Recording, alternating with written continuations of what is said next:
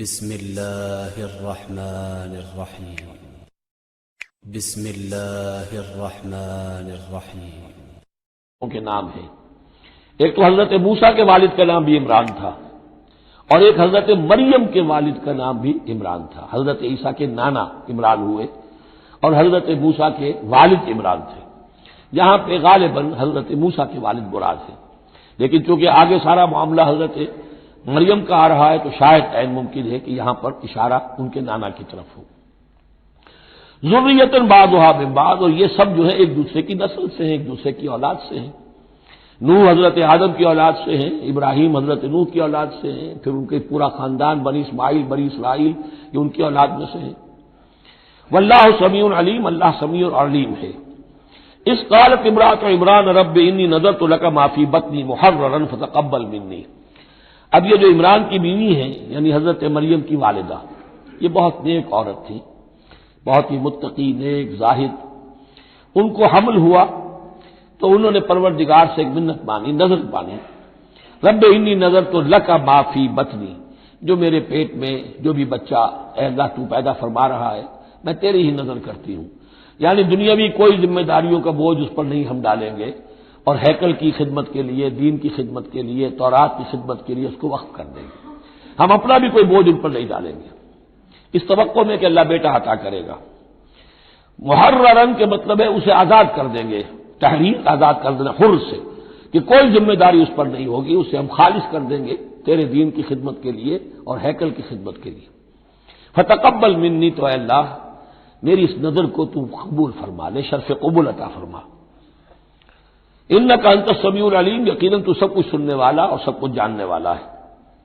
فلما وضعتها قالت رب انی وضعتها انثی، اب جب وضع حمل ہوا تو پھر اس نے کہا اے اللہ یہ تو میں ایک بیٹی جنم گئی ہوں، یعنی میری تو یہاں بیٹی ہو گئی ہے، میں تو بیج بچی کے بیٹا آئے گا تو اس کو جو ہے میں وقف کر دوں گی۔ اس وقت تک ہیکل کے خادموں میں کسی خاتون کو، لڑکی کو قبول نہیں کیا جاتا تھا۔ واللہ عالم بما وضعت، اللہ فرما رہا ہے کہ اللہ بہتر جانتا تھا کہ کیا اس نے جنا ہے، اسے کیا پتا کیسی بیٹی جنی ہے۔ ولیس الذکر کالانثی، اور کہاں ہوگا کوئی بیٹا اس بیٹی جیسا۔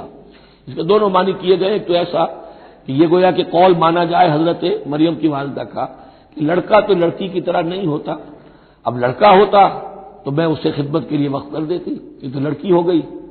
اور ایک یہ بھی ہے کہ اللہ کی طرف سے اس کو مانا جائے واللہ عالم بما وضعت ولیس الذکر کالانثی، کوئی بیٹا ایسا ہو ہی نہیں سکتا جیسی بیٹی تمہیں دی ہے۔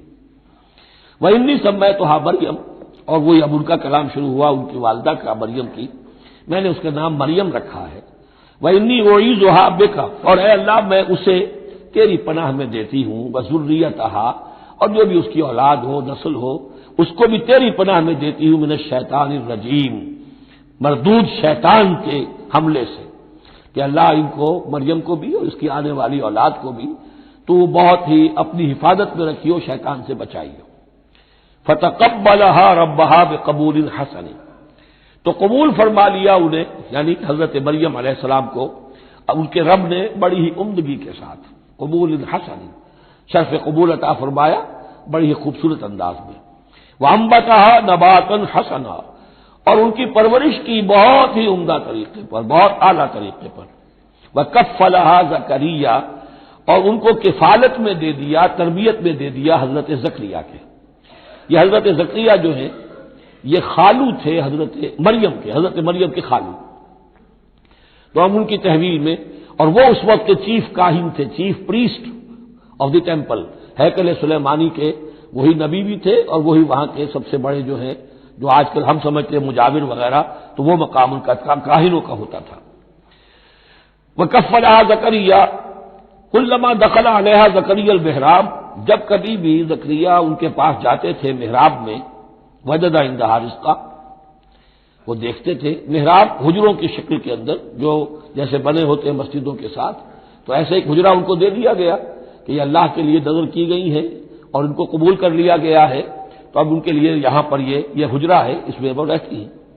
لیکن جب بھی وہ حجرے میں جاتے تھے تو دیکھتے تھے ان کے پاس کھانا، میوے رکھے ہیں بغیر موسم کے، اور بعض لوگوں کی رائے یہ بھی ہے کہ یہاں سے مراد مادی کھانا نہیں ہے بلکہ علم و حکمت، کہ جب حضرت زکریا ان سے بات کرتے تھے تو یہ کہ انہیں حیران رہ جاتے تھے کہ اس لڑکی کو یہ اس قدر حکمت کہاں سے مل گئی، اتنی معرفت کہاں اس کو حاصل ہوئی۔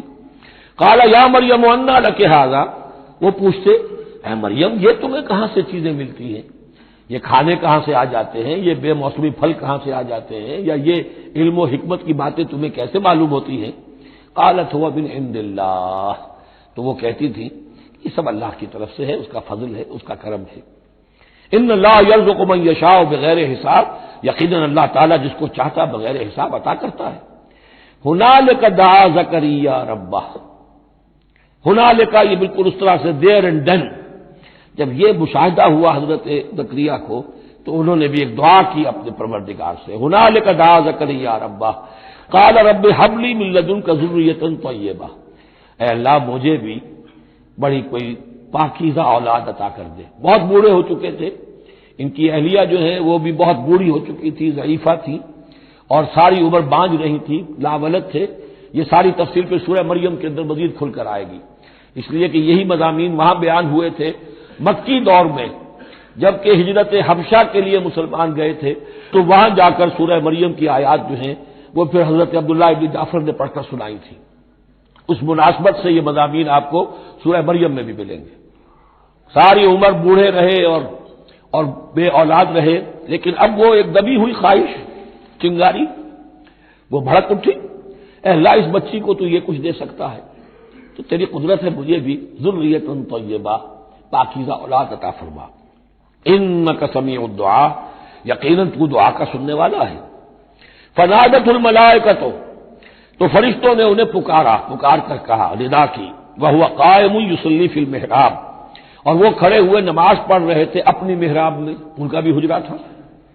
ان اللہ یبشرک بیحییٰ، اللہ تعالیٰ تمہیں بشارت دیتا ہے زکریا یحییٰ کی، مصدقا بکلمۃ من اللہ، جو تصدیق کرے گا ایک ایسے شخص کی جو اللہ کا خاص کلمہ ہوگا، یعنی حضرت عیسیٰ، کلمۃ منہ، یہ بعد میں باتیں آئیں گی۔ وہ سیدن، اور سردار ہوگا، وہ حسورن، اور تجرد کی زندگی گزارے گا، وہ نبی من الصالحین، اور نبی ہوگا صالحین میں سے۔ یہاں نوٹ کر لیجئے کہ آخری مدح کا لفظ جو حضرت یحییٰ کے لیے آیا ہے وہ نبی ہے، نبی من الصالحین۔ قال رب انا یکون لی غلام، ابھی خود دعا کر رہے تھے لیکن غالباً اس کی بڑی توثیق چاہ رہے ہیں اللہ سے، ری ایشورنس۔ کہا پروردگار میرے ہاں کیسے بیٹا ہو جائے گا، وقد بلغنی الکبر، جبکہ میں انتہائی بوڑھا ہو چکا ہوں، وامرأتی عاقر، اور میری بیوی جو ہے بانج رہی ہے۔ قال کذلک اللہ یفعل ما یشاء، تو انہوں نے کہا کہ اللہ نے فرمایا کہ اللہ کرتا ہے اسی طرح، یا فرشتوں نے جواب دیا جو چاہتا ہے کرتا ہے، اسے اسباب کی احتیاج نہیں ہے، اسباب اس کے محتاج ہیں، اللہ اسباب کا محتاج نہیں ہے۔ قال رب اجعل لی آیہ، انہوں نے عرض کیا پروردگار میرے لیے کوئی نشانی مقرر کر دے، مجھے معلوم ہو جائے کہ واقعی ایسا ہونا ہے اور واقعی یہ کلام جو میں سن رہا ہوں تیری طرف سے ہے۔ قال آیتک الا تکلم الناس ثلاثۃ ایام الا رمزا، اللہ نے فرمایا کہ اب نشانی یہ ہے تمہارے لیے کہ اب 3 دن تک تم لوگوں سے گفتگو نہیں کر سکو گے سوائے اشارے کنائے کے، یعنی قوت گویائی سلب ہو گئی ان کی، اب وہ بول نہیں سکتے تھے 3 دن تک۔ وَاذْكُرْ رَبَّكَ كَثِيرًا، اپنے دل میں اپنے رب کو یاد کرتے رہو کثرت کے ساتھ۔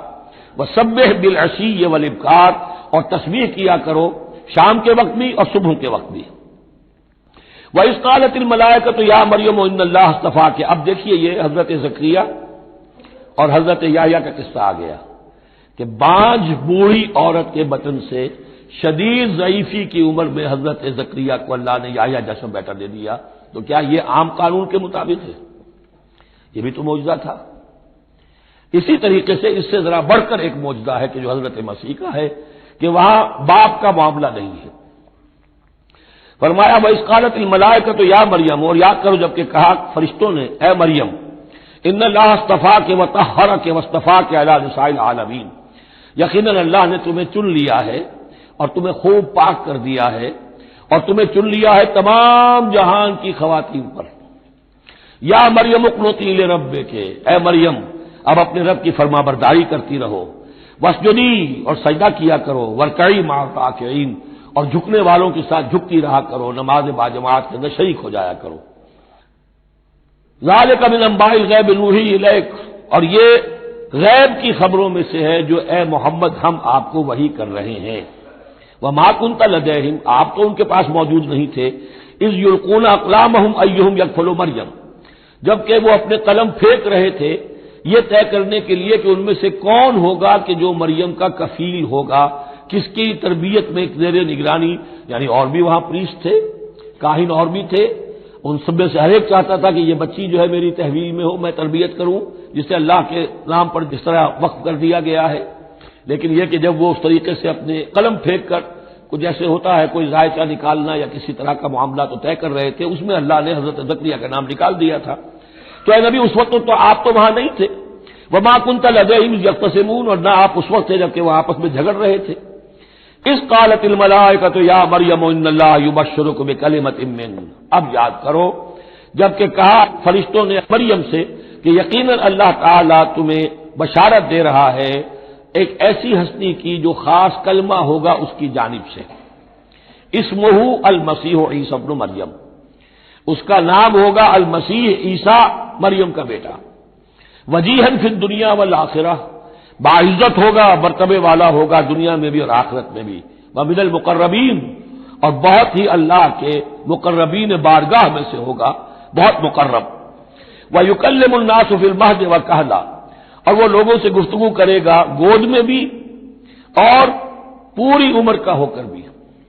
کہولت 40 برس کے بعد آتی ہے، اور حضرت مسیح اٹھا لیے گئے، رفع سماوی ہوا 33 برس کی عمر میں، گویا کہ اس آیت کا تقاضا ابھی پورا نہیں ہوا ہے، اور اس سے اندازہ کر لیجیے اس کے کہنے کی ضرورت کیا تھی، پوری عمر کو پہنچ کر تو سبھی بولتے ہیں، اس کا اشارہ کیوں کیا گیا یہاں؟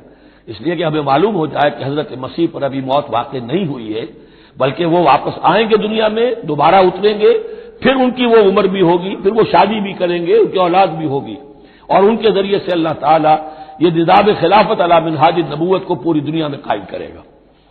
وَيُكَلِّمُ النَّاسَ فِي الْمَهْدِ وَكَهْلًا، اور وہ گفتگو کرے گا لوگوں سے تمہاری گود میں بھی، پگھوڑے میں بھی، اور بڑی پوری عمر کا ہو کر بھی، وَمِنَ الصَّالِحِينَ، اور یقیناً وہ بھی بہت ہی ہمارے نیکوکار بندوں میں سے ہوگا۔ قالت رب انا یکون لی ولد، حضرت مریم سلام علیہا نے بھی وہی جو ہے بات واضح کی، اے اللہ میرے اولاد کیسے ہو جائے گی، ولم یمسسنی بشر، مجھے تو کسی مرد نے ہاتھ تک نہیں لگایا۔ قال کذالک اللہ یخلق ما یشاء، فرمایا اسی طرح اللہ تعالیٰ تخلیق فرماتا جو چاہتا ہے، اس کو ضرورت نہیں ہے۔ ٹھیک ہے عام ولادت انسانوں کی اسی طرح ہوتی ہے، باپ کا بھی حصہ ہے، ماں کا بھی حصہ ہے، لیکن یہ کہ اللہ تعالیٰ کے لیے کسی بھی شے کی ضرورت نہیں ہے، وہ محتاج نہیں ہے ان اسباب اور وسائل و ذرائع کا، اور جو چاہے کرتا ہے۔ قال کذالک اللہ یخلق ما یشاء اذا قضى امرا فانما يقول له كن فيكون، وہ تو جب کسی شے کا فیصلہ کر لیتا ہے تو بس وہ کہتا ہے ہو جا اور وہ ہو جاتی ہے۔ وَيُعَلِّمُهُ الْكِتَابَ وَالْحِكْمَةَ، اور وہ اللہ تعالیٰ اسے سکھائے گا کتاب بھی اور حکمت بھی، وَالتَّوْرَاةَ وَالْإِنْجِيلَ، اور تورات بھی اور انجیل بھی، وَرَسُولًا إِلَىٰ بَنِي إِسْرَائِيلَ، اور وہ رسول بن کر آئیں گے اسرائیل کی طرف۔ اب یہ جو دو کنٹمپریریز ہیں ان کو نوٹ کر لیجئے کہ حضرت یحییٰ کے بارے میں نبیم من الصالحین پر آ کر بات ختم ہو گئی، اور حضرت عیسیٰ کے بارے میں رسولاً الی بنی اسرائیل، بنی اسرائیل کی طرف رسول ہو کر آئیں گے۔ حضرت یحییٰ صرف نبی تھے، اسی لیے وہ قتل بھی کر دیے گئے۔ حضرت عیسیٰ رسول تھے، رسول قتل نہیں ہو سکتے، اسی لیے ان کو زندہ آسمان پر اٹھا لیا گیا۔ یہ بہت اہم مضمون ہے کہ جو یہاں بھی آپ کو سمجھ لینا چاہیے۔ ان کے بعد معجزات کا تذکرہ ہے، وہ انشاءاللہ اگلی نشست میں پڑھیں گے۔ بارک اللہ لی و لکم فی القرآن العظیم ونفعنی وإیاکم بالآیات والذکر الحکیم۔ اعوذ باللہ من الشیطان الرجیم، بسم اللہ الرحمن الرحیم۔ وَيُعَلِّمُهُ الْكِتَابَ وَالْحِكْمَةَ وَالتَّوْرَاةَ وَالْإِنْجِيلَ وَرَسُولًا إِلَىٰ بَنِي إِسْرَائِيلَ، صدق اللہ العظیم۔ اس آیہ مبارکہ کے بارے میں ایک نقطہ تو میں بیان کر چکا ہوں کہ تقابل جو ہے ذہن میں رکھنا چاہیے کہ حضرت یحییٰ علیہ السلام کے بارے میں ان کے لیے جو بھی توصیفی کلمات اللہ تعالیٰ نے ارشاد فرمائے ان میں آخری ہے نبیم من الصالحین، اور حضرت عیسیٰ علیہ السلام کے لیے یہاں پر جو الفاظ آئے ہیں وَرَسُولًا إِلَىٰ بَنِي اسرائیل، اس کو نوٹ کر لیجئے، پھر آئندہ چل کر اس کے اور بھی حوالے آئیں گے۔ دوسری بات جو نوٹ کرنے کی ہے وہ یہ کہ کتاب اور حکمت اور تورات اور انجیل، ان چار چیزوں کے مابین جو تین واو آئے ہیں ان میں سے دو واو عطف ہے، ایک واو تفسیر ہے۔ اللہ ان کو سکھائے گا کتاب اور حکمت، یعنی تورات اور انجیل۔ یہ درمیانی واو جو ہے یہ یعنی کے معنی میں ہے، اس لیے کہ جیسا کہ میں کئی مرتبہ پہلے بتا چکا ہوں، تورات میں صرف احکام تھے، حکمت نہیں تھی۔ انجیل میں صرف حکمت ہے، احکام نہیں ہے، اور اسی نقطے کو سمجھ لینے سے ساری گتھی حل ہوتی ہے، اور اگر اسی کو نہیں سمجھا ہے لوگوں نے تو پھر بہت ان کے ذہنوں میں پریشانیاں رہتی ہیں۔ تو اس مقام کو نوٹ کیجئے، وَيُعَلِّمُهُ الْكِتَابَ وَالْحِكْمَةَ، اللہ اسے سکھائے گا کتاب بھی اور حکمت بھی، وَالتَّوْرَاةَ وَالْإِنجِيلَ، یعنی تورات بھی اور انجیل بھی، وَرَسُولًا إِلَىٰ بَنِي اسرائیل انی قد جئتکم بآیۃ من ربکم۔ ابھی تک گفتگو ہو رہی تھی کہ حضرت مریم سلام علیہا کو یہ ساری خوشخبریاں اللہ تعالیٰ کی طرف سے دی گئی۔ اب یوں سمجھیے، to cut a long story short, درمیان کا وقفہ، ان کی ولادت ہوئی، وہ پلے بڑھے، وہ ساری تاریخ بیچ میں سے حذف کر کے نقشہ کھینچا جا رہا ہے اب کہ حضرت مسیح علیہ السلام نے اب اپنی دعوت کا آغاز کر دیا ہے۔ انی قد جئتکم بآیۃ من ربکم، میں تمہارے پاس آیا ہوں تمہارے رب کی طرف سے نشانی لے کر۔ انی اخلق لکم من الطین کہیئۃ الطیر، کہ میں تمہارے سامنے یا تمہارے لیے بناتا ہوں گارے سے ایک پرندے کی شکل، فانفخ فیہ، پھر میں اس میں پھونک مارتا ہوں، فیکون طیرا باذن اللہ، تو وہ بن جاتا ہے اڑتا ہوا پرندہ اللہ کے حکم سے۔ یہاں آپ نوٹ کرتے جائیے گا، ہر معجزے کے بعد باذن اللہ باذن اللہ باذن اللہ، یعنی یہ میرا کوئی دعویٰ نہیں ہے، میرا کوئی کمال نہیں ہے، یہ جو کچھ ہے وہ اللہ کے حکم سے ہے۔ وَأُبْرِئُ الْأَكْمَحَ وَالْأَبْرَصَ وَأُحْيِي الْمَوْتَىٰ بِإِذْنِ اللَّهِ، اور میں شفا دے دیتا ہوں مادرزاد اندھے کو بھی اور کوڑھی کو بھی، اور میں مردہ کو زندہ کر دیتا ہوں بِإِذْنِ اللَّهِ، اللہ کے حکم سے۔ وَأُنَبِّئُكُم بِمَا تَأْكُلُونَ وَمَا تَدَّخِرُونَ فِي بُيُوتِكُم، اور میں تمہیں یہ بھی بتا سکتا ہوں کہ تم کیا کھاتے ہو اور کیا چیزیں تم نے اپنے گھروں میں ذخیرہ کر رکھی ہیں۔ ان فی ذلک لآیۃ لکم، اس میں تمام چیزوں میں تمہارے لیے نشانی ہے، ان کنتم مؤمنین، اگر تم ایمان والے ہو یا ایمان لانا چاہو، یعنی یہ کہ اپنی رسالت کے صداقت اور حقانیت کے دلیل کے طور پر یہ معجزات پیش فرمائے۔ وَمُصَدِّقًا لِمَا بَيْنَ يَدَيَّ مِنَ التَّوْرَاةِ، اور میں تصدیق کرتے ہوئے آیا ہوں اس کی کہ جو میرے سامنے موجود ہے تورات میں سے۔ وَلِأُحِلَّ لَكُم بَعْضَ الَّذِي حُرِّمَ عَلَيْكُمْ، اور تاکہ میں کچھ حلال قرار دوں تم پر وہ چیزیں جو تم پر حرام کر دی گئی ہیں۔ یہ اصل میں اشارہ ہے سبت کے حکم کے بارے میں، کہ جیسے ہمارے ہاں بھی بعض جو مذہبی مزاج کے لوگ ہوتے ہیں ان میں پھر بڑی سختی پیدا ہو جاتی ہے، غلو کرتے چلے جاتے ہیں دین کے احکام میں۔ تو سبت کے حکم میں یہودیوں نے اس حد تک غلو کر لیا تھا کہ کسی مریض کو دعا کرنا اس کے لیے کہ اللہ اس کو شفا دے دے، یہ بھی نہیں کرنا، کچھ نہیں کرنا، کوئی کام، گویا کہ یہ بھی دنیا کا کام ہے۔ لہذا اس کی ایک انتہا تک وہ پہنچ گئے تھے جن کو آ کے حضرت مسیح علیہ السلام نے اس کی وضاحت کی کہ یہ چیز کے اس کی تقاضوں میں شامل نہیں ہے۔ وَجِئْتُكُم بِآیَةٍ مِّن رَبِّكُم، اور میں تمہارے پاس لے کر آیا ہوں نشانی تمہارے رب کی طرف سے، فَاتَّقُوا اللَّهَ وَأَطِیعُونِ، پس اللہ کا تقوی اختیار کرو اور میری اطاعت کرو۔ ان اللہ ربی و ربکم فاعبدوہ، یقیناً اللہ ہی میرا بھی رب ہے اور تمہارا بھی رب ہے، پس اسی کی بندگی کرو۔ ھذا صراط مستقیم، یہی سیدھا راستہ ہے۔ آپ کو یہی الفاظ ملیں گے سورہ مریم میں انشاءاللہ۔ فلما احس عیسیٰ منہم الکفر، اب پھر دیکھیے وہی درمیانی وقفوں کو چھوڑتے ہوئے یہ دعوت میں کتنا عرصہ لگا، کئی سال کے بعد اب مخالفت ہوئی، اور مخالفت ہوئی ان کے علماء کی طرف سے۔ یہود کے جو علماء تھے شدید ترین مخالفت انہوں نے کی، ان کی مسندوں کو خطرہ ہو گیا، ان کی چودراہٹیں جو ہے وہ خطرے میں پڑ گئی، تو انہوں نے مخالفت کی، اور اس وقت تک ظاہر بات ہے کہ یہودیوں پر ان کے علماء کا جو ہے اثر و رسوخ بہت زیادہ تھا۔ فلما احس عیسیٰ منہم الکفر، جب عیسیٰ نے محسوس کیا ان سے کفر کی شدت کہ اب یہ مخالفت پر تل گئے، قال من انصاری الی اللہ، تو انہوں نے ایک پکار لگائی، ایک ندا دی، ایک دعوت عام دی، کون ہے جو میرے مددگار ہے اللہ کی راہ میں؟ یعنی اب جو کشاکش ہونے والی ہے، جو تصادم ہونے والا ہے، اس میں ایک حزب اللہ بنے گی اور ایک حزب الشیطان ہوگا۔ کون ہے جو میرا مددگار ہو اللہ، اللہ کے کام میں؟ یہی اصل اساس ہے دین میں کام کرنے کے لیے کہ اسی بنیاد پر کوئی شخص اٹھے کہ میں دین کا یہ کام کرنا چاہتا ہوں، کون ہے جو میرا ساتھ دے؟ یہ ایک بالکل طبعی طریقہ ہوتا ہے جماعت سازی کا۔ ایک دائی اور دائی پر اعتماد کرنے والے، دائی سے اتفاق کرنے والے لوگ اس کے ساتھی بن جاتے ہیں۔ ساتھی اس کے ذاتی اعتبار سے نہیں ہوتے، اس کی حکومت قائم کرنے کے لیے نہیں، اللہ کی حکومت قائم کرنے کے لیے، اس کی سرداری کے لیے نہیں، اللہ تعالیٰ کے دین کے غلبے کے لیے۔ قال الحواریون نحن انصار اللہ، کہا حواریین نے کہ ہم ہیں اللہ کے مددگار۔ حواری جو ہے اصل میں اس کے معنی ہے دھوبی، جو کپڑے کو دھو کر صاف کر دیتا ہے۔ یہ لفظ پھر آگے بڑھا ہے اپنے کردار کو صاف کرنا، اپنے اخلاق کو صاف کرنا، لیکن چونکہ حضرت مسیح علیہ السلام کی بہت سی جو تبلیغ تھی وہ گلیلی جھیل کے کناروں پر ہوتی تھی۔ اب وہاں ظاہر بات ہے جھیل جو ہے بڑی تھی، وہ سمندر کی طرح ہے، جھیل نہیں ہے، بہت بڑی جھیل ہے، تو وہاں وہ کبھی دھوبی ہوتے تھے، ان میں تبلیغ کرتے تھے، کئی بچھیرے ہوتے تھے مچھلیاں پکڑنے والے، جا کے انہیں تبلیغ کرتے تھے کہ اے مچھلیوں کے پکڑنے والوں، مچھلیوں کا شکار کرنے والوں، آؤ کہ میں تمہیں انسانوں کا شکار کرنا سکھاؤں۔ اور ان دھوبیوں میں تبلیغ کی ہے، تو ان میں سے کچھ لوگ جو ہے انہوں نے اپنے آپ کو پیش کر دیا۔ قال الحواریون نحن انصار اللہ آمنا باللہ، ہم ایمان لائے اللہ پر، واشہد بأننا مسلمون، تو آپ بھی اب گواہ رہیے گا کہ ہم اللہ کے فرمانبردار ہیں۔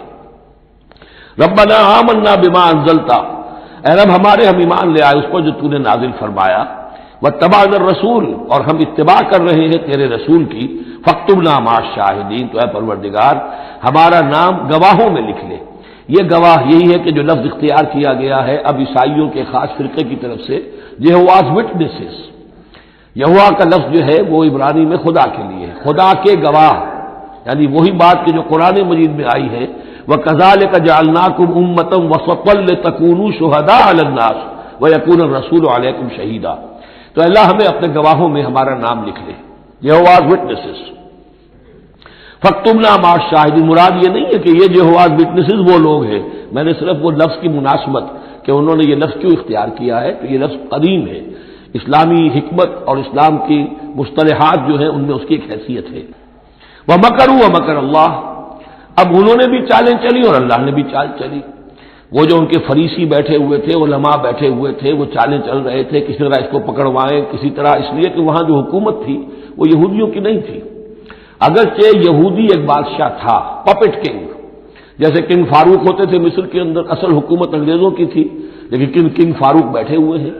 اسی طرح کا وہ پپٹ کنگ تھا کہ جو یہودیوں میں سے تھا، اصل حکومت تھی رومیوں کی، اور رومی گورنر پائلیٹس پونٹس وہ وہاں پر موجود تھا، اور اس طرح کی کوئی کیپٹل پنشمنٹ جو ہے وہ یہودی خود نہیں دے سکتے تھے جب تک کہ وہ جو اصل گورنر ہے اس کی طرف سے اس کا حکم صادر نہ کیا جائے، لیکن ان کی مذہبی عدالتیں تھیں، اس میں بیٹھ کر یہ ان کے مفتی، ان کے فریسی، ان کے علماء بیٹھ کے فیصلے کرتے تھے، اور اگر وہ فیصلہ دے دیتے تھے تو ان فیصلوں کی ایگزیکیوشن جو ہے وہ پھر رومن گورنمنٹ کے تھرو، اور وہ ہوتی تھی اس کی جو تنفیذ جو ہے وہ پائلیٹس پونٹس کے ذریعے سے، لہذا ان کے ہاتھ بندھے ہوئے تھے۔